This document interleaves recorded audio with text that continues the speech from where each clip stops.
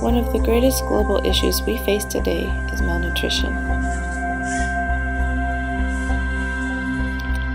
Malnutrition is a deficiency, excess, or imbalance in a person's intake of energy and/or nutrients. There are three groups of malnutrition. First, undernutrition, which includes wasting, stunting, and being underweight. Second, micronutrient-related malnutrition, which includes micronutrient deficiencies, or excess, which is a lacking of important vitamins and minerals despite adequate calorie intake. And third, being overweight, obesity, and diet-related non-communicable diseases such as heart disease, stroke, diabetes, and some cancers.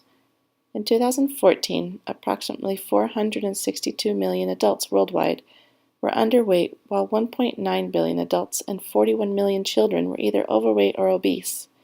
In 2017, 22% of children under age 5 worldwide had stunted growth. That said, stunting prevalence globally has declined from 32% to 22% within the last 7 years. Despite declining rates, every country in the world is affected by one or more forms of malnutrition. Women, infants, and children are at particular risk of malnutrition. Optimizing nutrition early in life ensures the best possible start in life with long-term benefits. Poor nutrition in the first 1,000 days of a child's life can lead to stunted growth, which is associated with impaired cognitive ability and reduced school and work performance.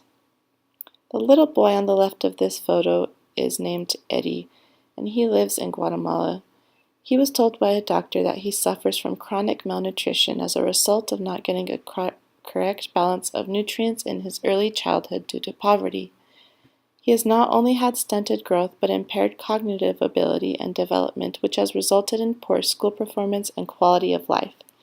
He has been delayed in every developmental milestone for children his age, cognitively and physically.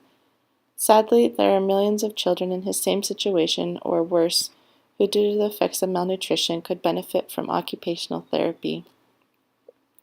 Malnutrition has an impact on OT practice because as health professionals, occupational therapists work with a very diverse population and should become aware of patients at nutritional risk.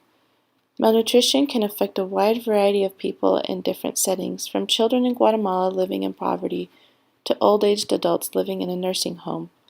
Because of increased muscle wasting, impaired brain development, increased risk of fractures, and many more negative effects, individuals who are affected by malnutrition are more likely to be in need of occupational therapy at some point in their lives. In the American Journal of Occupational Therapy, it says, "Nutrition is an important area of healthcare, and increased knowledge and immediate attention to nutritional problems may lead to decreased hospital stays and need for therapy. The team approach to nutritional support promotes continuity of care and problem solving. The occupational therapist's role on this team is to increase the patient's self-care skills, monitor the patient's activity level, and provide psychosocial support during nutritional therapy.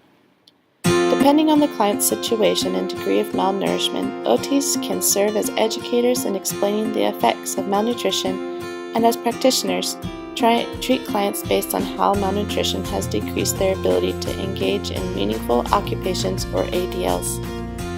The future outlook of decreased malnutrition looks hopeful because of the increased emphasis on enabling access to stable foods, the increased number of programs being instituted to help those who are at risk for suffering from malnutrition, and the improving economic conditions of developing areas in the world.